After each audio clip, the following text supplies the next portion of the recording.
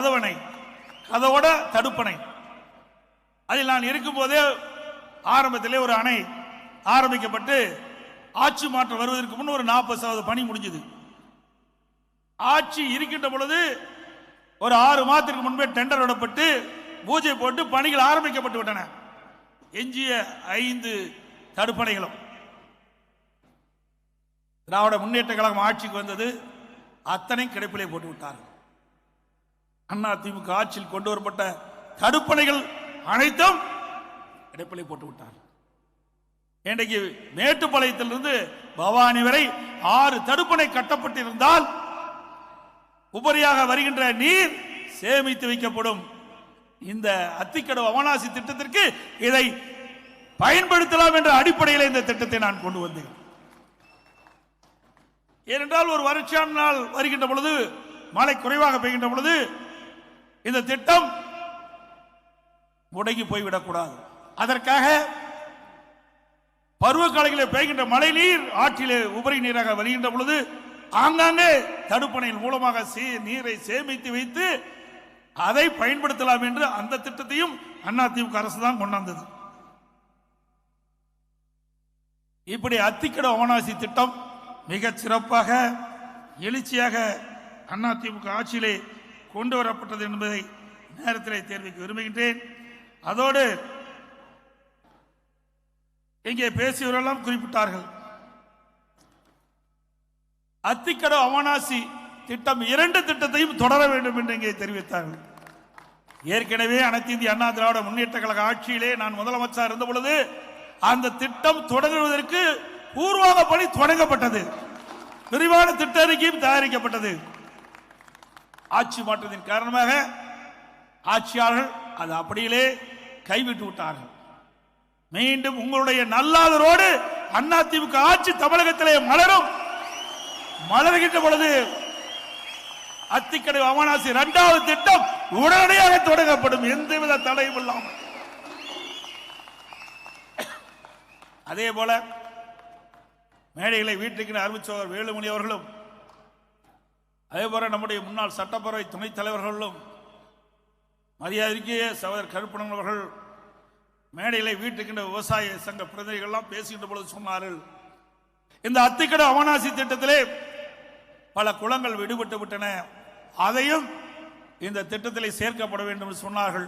அதையும் ஆராய்ந்து அம்மாவுடைய அரசு வருகின்ற பொழுது அதற்கு உண்டான தீர்வும் காணப்படும்.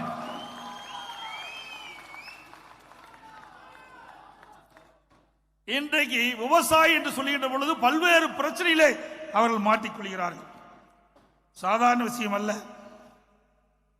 இன்றைக்கு அதிமுக ஆட்சி இருக்கின்ற பொழுது அவ்வப்போது விவசாயிகளுக்கு நன்மை செய்தோம். உடுக்க இழந்தவன் கை போலே ஆங்கே இடுக்கன் களைவுதான் நட்பு. 2000 ஆண்டுகளுக்கு முன்னே என் திருவள்ளுவர் அழகாக சொல்லிவிட்டு சென்றிருக்கிறார். நம் உடம்பில் இருக்கின்ற நம்முடைய உடை அவிழ்கின்ற பொழுது தானாக கை போய் சரி செய்யும். அதே போல விவசாயிகள் பாதிக்கப்படுகின்ற பொழுது அனைத்து இந்திய அண்ணா திராவிட முன்னேற்ற கழக அரசு உடனடியாக உதவி செய்தது. அப்படிப்பட்ட அரசாங்கம் அதிமுக அரசாங்கமாக இருந்தது. இன்றைக்கு விவசாயிகளுக்காக ஏராளமான திட்டங்களை நாங்கள் செயல்படுத்தி இருக்கின்றோம். இன்றைக்கு பயிர் காப்பீட்டு திட்டத்தின் மூலமாக 50 லட்சம் விவசாயிகளுக்கு அதிமுக ஆட்சி இருக்கும்போது 9600 கோடி ரூபாய் இழப்பீட்டு தொகையை பெற்று தந்த அரசாங்கம் அதிமுக அரசாங்கம். நான் முதலமைச்சராக பொறுப்பேற்கின்ற பொழுது கடுமையான வறட்சி, விவசாயிகளுடைய பயிர்கள் எல்லாம் தண்ணீர் இல்லாமல் கருகி கடுமையாக விவசாயிகள் பாதிக்கப்பட்டார்கள். அப்படி பாதிக்கப்பட்ட விவசாயிகளுக்கு வறட்சி நிவாரணம் சுமார் 2240 கோடி விவசாயிகளுக்கு வழங்கிய அரசு இழப்பீட்டு தொகையை வழங்கிய ஒரே அரசாங்கம் இந்தியாவிலேயே அதிமுக அரசாங்கம். இதுவரை எந்த அரசாங்கம் வறட்சிக்காக இழப்பீட்டு தொகை வழங்கினது கிடையாது. விவசாயிகளுக்கு வறட்சி நிவாரணமாக வழங்கிய ஒரே அரசாங்கம் அதிமுக அரசாங்கம். அதோடு புரட்சி தலைவி அம்மா இருக்கின்ற பொழுது 2016ஆம் ஆண்டு சட்டமன்ற தேர்தலிலே வாக்குறுதி கொடுத்தார்கள். அதிமுக ஆட்சிக்கு வந்தால் விவசாயிகள் தொடக்க வேளாண் வாங்கிய பயிர்க்கடன் தள்ளுபடி என்று அதையும் அம்மாவுடைய ஆட்சியிலே தள்ளுபடி செய்யப்பட்டது. அதோடு கொரோனா காலம் விவசாயிகள் உற்பத்தி செய்யப்பட்ட அந்த விளைபொருளை விற்க முடியாத ஒரு சூழ்நிலை பெரும் நஷ்டத்துக்குள்ளாகிவிட்டது. தொடக்க வேளாண்மை வங்கியிலே வாங்கிய பயிர்க்கடன் எங்களால் செலுத்த முடியவில்லை.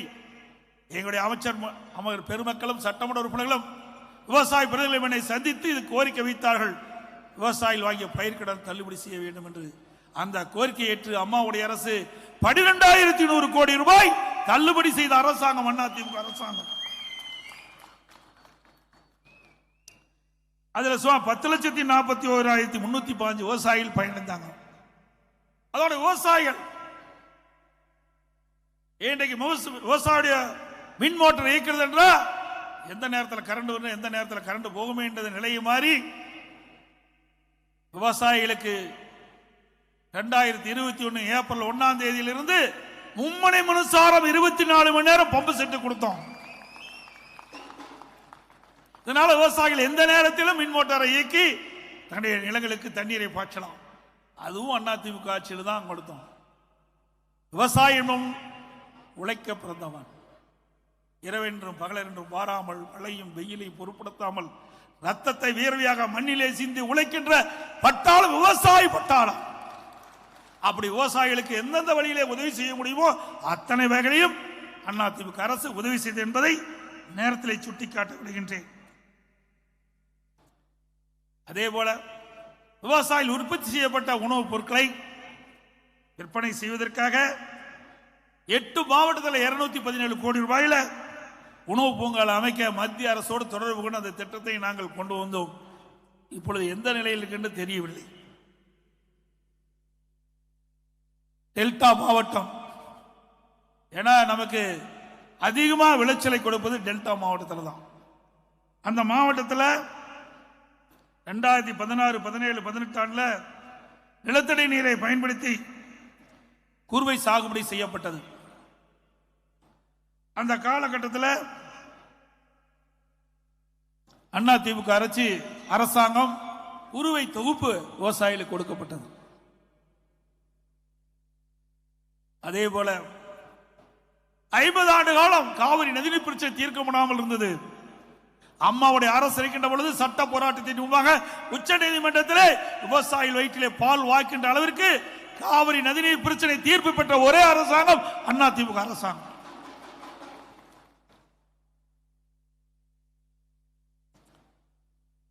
திராவிட முன்னேற்ற கழகம் ஆட்சி இருக்கின்ற பொழுது ஸ்டாலின் அவர்கள் துணை முதலமைச்சர் இருக்கும் போது டெல்டா மாவட்டத்தில் ஹைட்ரோ கார்பன், மீத்தேன் போன்ற திட்டங்களை கொண்டு வந்து விவசாயிகள் பாதிக்கப்பட்ட திட்டத்தை கொண்டு வந்தார். அந்த திட்டத்திற்கு விடுவு காலம் பிறக்காதா என்று எதிர்பார்த்து கொண்டிருந்தார்கள். அனைத்து இந்திய அண்ணா திராவிட முன்னேற்ற கழக ஆட்சியில் தான் பாதுகாக்கப்பட்ட வேளாண் மண்டலத்தை கொண்டு வந்து விவசாயிகளை பாதுகாத்த அரசாங்கம் அதிமுக அரசாங்கம்.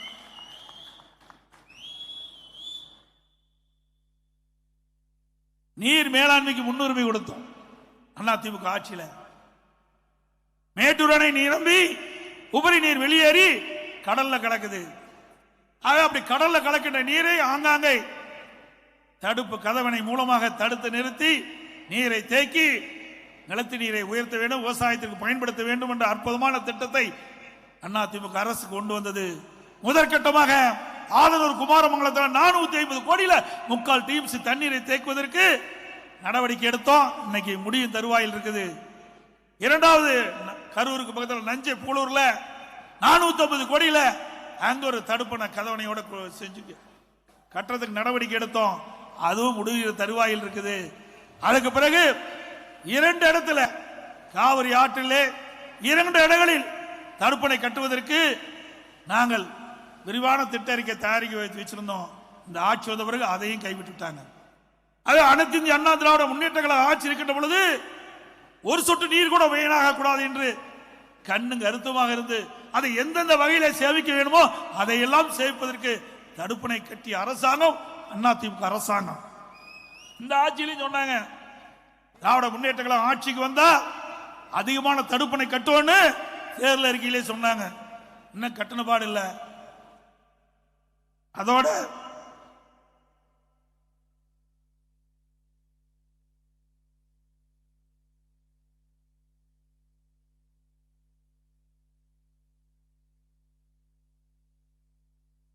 காவிரி டெல்டாவில் 960 கோடியில் பருவநிலை மாறுதலை எதிர்கொள்ள திட்டம் அதிமுக ஆட்சியாளர் செயல்படுத்தியது. நம்முடைய கீழ்பவானி வடிநிலத்தில் நீட்டல் புனரமைத்தல் நவீனமாக்குவதற்காக 935 கோடி ஒதுக்கீடு செஞ்சதும் அதிமுக ஆட்சியில் தான். இந்த கால்வாய்களாம் காங்கிரீட் கால்வாய் அமைத்து கடைக்கோட்டில் இருக்கிற விவசாயிகளுக்கு கூட தடையில்லாம அவர்களுடைய பாசனத்திற்கு தேவையான நீரை அவர்களுக்கு வழங்க வேண்டும் என்ற அடிப்படையில் இதை கொடுத்தோம். அதோட இங்க பேசியவர்களோட சொன்னாங்க,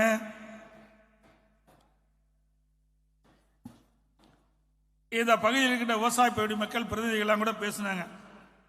நீண்டமாக விவசாயிகளுடைய கோரிக்கை பரம்பிக்குளம் ஆழியாறு திட்ட ஒப்பந்தத்தை புதுப்பிக்கப்பட வேண்டும். அதோடு இந்த திட்டத்தில் நிறைவேற்றப்படாமல் நிலுவையில் உள்ள ஆனமலையாறு நல்லாறு திட்டத்தை நீங்கள் நிறைவேற்றும் சொல்லிக்கிறாங்க. அதே போல பாண்டியாறு புன்னம்புலா திட்டத்தை நிறைவேற்ற வேண்டும் என்று மேடையில் பேசினார். நிச்சயமாக இந்த திட்டத்தை எல்லாம் நிறைவேற்ற வேண்டும் என்பதற்காகத்தான் நான் முதலமைச்சர் இந்த காலத்தில் அண்ணன் அறிவிச்சோர் SP வேலுமணி அவர்களையும் அண்ணன் பொள்ளாச்சி ஜெயராமன் அவர்களையும் சகோதரர் KC கருப்பணன் அவர்களையும் 3 பேரையும் கேரளாவுக்கு நேரடியாக சென்று கேரளா முதலமைச்சரை சந்தித்து இந்த கோரிக்கைகளாம் வைத்தோம். அவரும் நம்முடைய கோரிக்கையை பரிசீலித்து ஆவணம் செய்வதாக உறுதியளித்தார். அதன் அடிப்படையிலே இன்றைக்கு உயர்மட்ட குழு அமைக்கப்பட்டது. கேரள அரசும் அமைக்கப்பட்டது, தமிழ்நாடு அரசும் அமைக்கப்பட்டது. 3 முறை 2 குழுவும் சந்தித்து பேச்சுவார்த்தை நடத்தினார்கள். ஆட்சி மாற்றம் ஏற்பட்டது. அப்படியே கிடப்பில் போட்டாங்க இந்த அரசாங்கம். நிச்சயமாக அதிமுக அரசு மலரும். உங்களுடைய கோரிக்கைகள் நிறைவேற்றப்படுவதற்கு பாடுபடும்.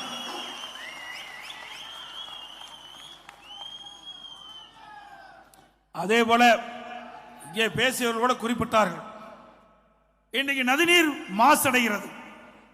இன்றைக்கு காவிரியில் மேட்டூர் அணையிலிருந்து வெளியேறுகின்ற நீராக இருந்தாலும் சரி, பவானிசார் அணையிலிருந்து வெளியேறுகின்ற நீராக இருந்தாலும் சரி, நொய்யில் இருந்து வெளியேறுகின்ற நீர் அமராவதி ஆற்றிலிருந்து அமராவதி அணையிலிருந்து வெளியேறுகின்ற நீராக இருந்தாலும் எல்லாமே காவிரி ஆற்றில் தான் கலக்குது. அந்த நீர்களெல்லாம் மாசுபடுது. இதனால இந்த காவிரி நதியை நம்பி, பவானிசார் அணை நம்பி, அமராவதியை நம்பி கூட்டுக்குடி திட்டம் ஏராளமாக நாம் அமைத்திருக்கின்றோம். அதன் மூலமாக ஆயிரக்கணக்கான பேர் பயன்பெறுகிறார்கள் பொதுமக்கள். ஆக இந்த மாசுபட்ட நீர் நதியிலே கலக்கக்கூடாது என்பதற்காக நான் முதலமைச்சர் காலத்திலே பாரத பிரதமரை சந்தித்த போது நடந்தாய் வாழி காவிரி என்ற ஒரு அற்புதமான திட்டத்தை உருவாக்கி பாரத பிரதமரிடத்திலே வழங்கினேன். பாரத பிரதமர் அவர்களும் இந்த திட்டத்தை நிறைவேற்றுவதாக மேதகு குடியரசுத் தலைவர் உரையிலே இடம்பெற செய்தார். நடந்தாய் வாழி காவிரி திட்டம் தமிழகத்திலே நிறைவேற்றப்படும் என்று மேதகு குடியரசுத் தலைவர் உரையிலே இடம்பெற்றது. ஆட்சி மாற்றம் ஏற்பட்டது, கிடப்பிலை போட்டு விட்டார்கள். இன்றைக்கு மேட்டூர் அணையிலிருந்து வெளியேறுகின்ற காவிரி நதிநீர் கடலிலே கலக்கின்றது. அந்த ஆற்றின் இரண்டு பக்கங்களிலும் இருக்கின்ற கரையில் இருக்கின்ற ஆங்காங்கே நகரங்கள் இருக்கின்றன. நகரத்திலிருந்து வெளியேறுகின்ற அசுத்த நீர் அப்படியே நதியில் கலக்கின்றது. அதனால அந்த ஆற்று நீர் மாசுபடுகிறது. அதே போல பவானி சாகரிலிருந்து பவானி வரை, மேட்டுப்பாளையத்திலிருந்து பவானி வரை வருகின்ற நீர் பவானி சாகர், அந்த ஆற்று நீர் அங்கே கரை ஓரமாக இருக்கின்ற அந்த நகரத்திலிருந்து வெளியேறுகின்ற நீரெல்லாம் அசுத்த நீர் அந்த ஆற்றிலே கலக்கின்றது. நீர் மாசுபடுகிறது. அமராவதி அந்த அணையிலிருந்து வெளியேறுகின்ற நீர் காவிரியிலே போய் கலக்கின்றது. அப்படி வருகின்ற பொழுது அந்த ஆற்றிலே ஆற்றுக்கரையின் ஓரமாக இருக்கின்ற நதி, அங்க இருக்கின்ற நகரத்திலிருந்து வெளியேறுகின்ற நீர் அந்த ஆற்றிலே கலந்து நதிநீர் மாசுபடுகிறது. நொய்யல், அதில் இருக்கின்ற அந்த ஆற்று நொய்யல் ஆறுல வெளியே அந்த கரையோரமாக இருக்கின்ற நகரத்திலிருந்து வெளியேறுகின்ற அசுத்த நீர் அதிலே கலந்து அதுவும் மாசுபடைந்த நீராகிறது.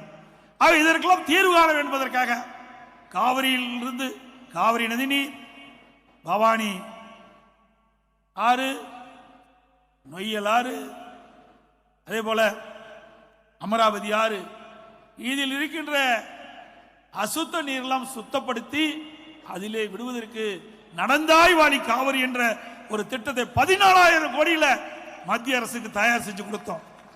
அவர்களும் செயல்படுவதற்கு தயாராக இருந்தாங்க. ஆட்சி மாற்றம் ஏற்றத்தின் காரணமாக ஆட்சி மாற்றம் வந்ததற்கு பிறகு திராவிட முன்னேற்ற கழக அரசு கண்டுகொள்ளவில்லை, கிடப்பிலே கிடக்குது. இன்னைக்கு அந்த திட்டம் நிறைவேற்றப்பட்டிருந்தா நாம் கொடுக்கின்ற நீர் சுத்தமான நீரா இருக்கு. அதுவும் இந்த ஆட்சியில செயல்படுத்தல. அதே போல கோதாவரி காவிரி நதிநீர் இணைப்பு நான் முதலமைச்சர் அந்த காலத்தில் பாரத பிரதமர் கொடுத்தேன். பிரதமர் ஏற்றுக்கொண்டார். அற்புதமான திட்டம். ஒவ்வொரு ஆண்டு அண்டை மாநிலத்தை நம்பி இருக்கிறோம். தண்ணீருக்காக நிரந்தரமாக தண்ணீர் கிடைக்க வேண்டும் என்று சொன்னால் நம்முடைய விவசாயிகளுக்கு குடியிருக்கும் கோதாவரி காவிரி திட்டத்தை நிறைவேற்ற வேண்டும். பிரதமர் கொடுத்த அவர்களும் ஏற்றுக்கொண்டார்கள். அம்மாவுடைய அரசு இருக்கின்ற பொழுது அறிவிச்சார் எஸ்பி வேலுமணி அவர்களும் ஜெயக்குமார் அவர்களையும் நான் தெலுங்கானா முதலமைச்சரை பார்த்து அந்த வழியாத்தான் கோதாவரி காவிரி திட்டத்தை நிறைவேற்ற முடியும், அந்த வழியாத்தான் அந்த தண்ணி கொண்டு வர முடியும். அங்க போய் பேசினோம். அவர்களும் ஒத்துக்கொண்டார்கள். அவருடைய மாநிலத்தில் இருந்து தண்ணீர் செல்வதற்கு ஒத்துக்கொண்டார்கள். அதே போல ஆந்திரா மாநில முதலமைச்சரையும் அறிவிச்சார் வேலுமணி அவர்களும் திரு ஜெயக்குமார் அவர்களும் சந்தித்து பேச வேண்டும் என்று பணித்தேன். அவர்களும் முதலமைச்சரை சந்தித்து பேசுகின்றனர். நான் ஏற்கனவே முதலமைச்சர் பேசி வைத்தேன். அதன் பேரிலே நம்முடைய 2 அமைச்சர்களும் அப்பொழுது இருக்கின்ற பொழுது போய் பேசினார்கள். அவரும் ஒத்துக்கொண்டார். விரிவான திட்ட அறிக்கை தயாரிக்கப்பட்டது. ஆட்சி மாற்றம் வந்தது. அதையும் கிடப்பில போட்டாங்க திமுக ஆட்சி. நீர் மேலாண்மைக்கு முன்னுரிமை கொடுப்பதே கிடையாது. மக்களை பற்றி கவலை இல்லை. விவசாயிகளுடைய விரோத ஆட்சி செய்கின்ற முதலமைச்சர் இன்றைய முதலமைச்சர்.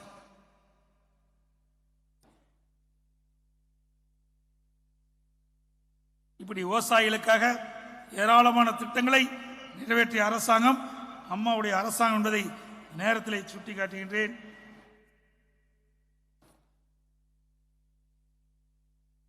அதேபோல விவசாயிகள் இன்றைக்கு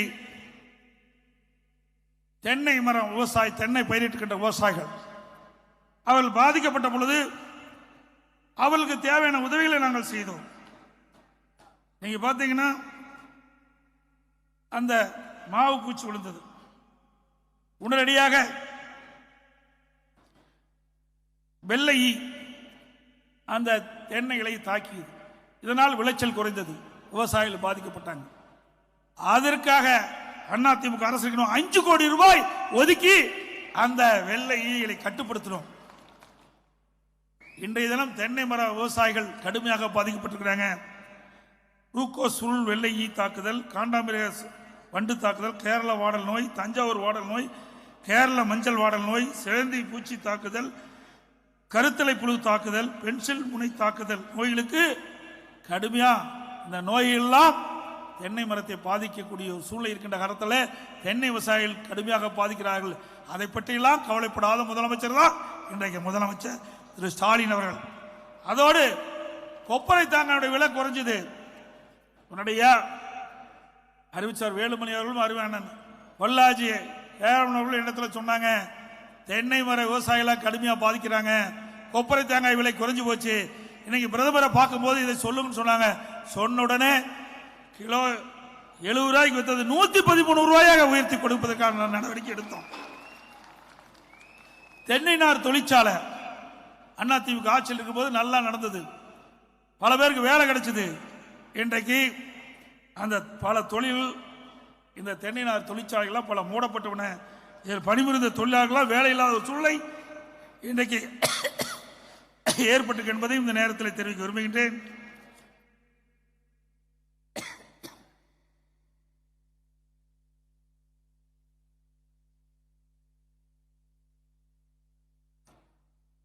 அதிமுக ஆட்சிக்கு பிறகு அதிமுக ஆட்சியில் கொண்டு வரப்பட்ட பல திட்டங்களை இந்த ஆட்சியில முறையா செயல்படுத்தல.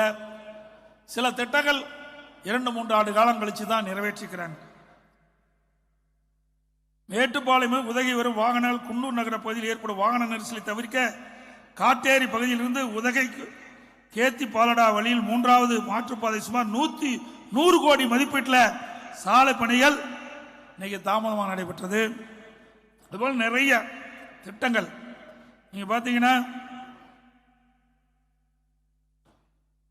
230 கோடியில அதிமுக ஆட்சி இருக்கும்போது கோவை, திருப்பூர், ஈரோடு, கரூர் மாவட்டத்தில் உள்ள நொய்யலாறுல 18 அணைக்கட்டுகள், குளங்கள், அணைக்கட்டு பகுதிகள், வாய்க்கால்கள், மணல் போக்கின் மதகள், செப்பிடல், நீர்வரத்து, ஓடைகள் புதுப்பித்து தடுப்பணை, இந்த பணியெல்லாம் அதிமுக ஆட்சியில் செயல்படுத்தணும். அதோட உடுமலைப்பேட்டை நூற்றாண்டு விழா பாதாள சாக்கடை திட்டத்தை நாங்கள் தான் கொண்டாந்தோம். அதிமுக ஆட்சியில் தான் கொண்டாடப்பட்டது.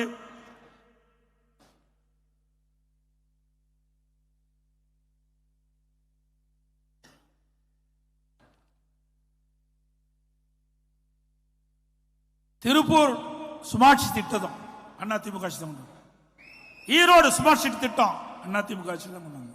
கோவை ஸ்மார்ட் சிட்டி திட்டம், சீர்மிகு நகர திட்டம் அதிமுக ஆட்சி தான் கொண்டாங்க. இந்த திட்டத்தின் மூலமாக நகரமும் செழிப்படைந்தது. 4வது குடிநீர் திட்டம் திருப்பூர்ல அதிமுக ஆட்சியில் கொண்டாந்தோம், திமுக ஆட்சியில் தான் திறந்திருக்கிறாங்க. கோவை 3வது கூட்டுக்குடி திட்டம் அதிமுக ஆட்சியில் தொடங்கி செஞ்சோம், இந்த ஆட்சியில் தான் திறந்தாங்க. அதே போல சாலைகள், பாலங்கள் நிறைய அதிமுக ஆட்சியில் தான் கொண்டு வரப்பட்டது. நம்முடைய திருப்பூர்ல மெடிக்கல் காலேஜ் அதிமுக ஆட்சியில் தான் கொண்டு வந்தோம். ஒரு மெடிக்கல் காலேஜ் இந்த ஆட்சியில் கொண்டு வந்திருக்காங்களா? ஒரே ஆண்டில் 11 மருத்துவக் கல்லூரி, மருத்துவமனையோடு கொண்டு வந்த ஒரே அரசாங்கம் அதிமுக அரசாங்கம்.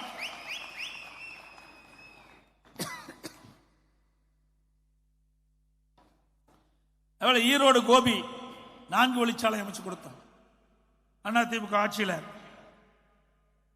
பெருந்துறையில் அனைத்து பகுதிகளுக்கும் தங்குதடையில்லாமல் பாதுகாக்கப்பட்ட நீர் கொடுக்க வேண்டும் என்பதற்காக கொடிவேரி கூட்டுக்குடி திட்டத்தை கொண்டாந்ததும் அதிமுக ஆட்சியில்.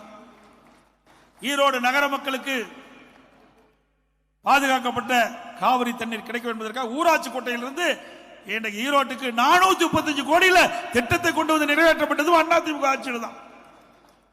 இப்படி ஒரு திட்டமாவது திமுக ஆட்சிக்கு வந்து 4 ஆண்டுகளத்தில் செயல்பட்டான்னு சொன்னா எதுவுமே கிடையாது. எந்த திட்டமும் ஈரோடு மாவட்டத்துக்கு, திருப்பூர் மாவட்டத்துக்கு, கோவை மாவட்டத்துக்கு, உதகை மாவட்டத்துக்கு, எந்த மாவட்டத்துக்கு, நீலகிரி மாவட்டத்துக்கு வரவே இல்லை. ஆனா அதிமுக ஆட்சியில் கொண்டு வரப்பட்ட திட்டம், நிறைவேற்றப்பட்ட திட்டத்தை இன்றைய முதலமைச்சர் ஸ்டிக்கர் ஒட்டி திறப்புலா கண்டிட்டு இருக்கார். வேற ஒண்ணுமே செய்யல.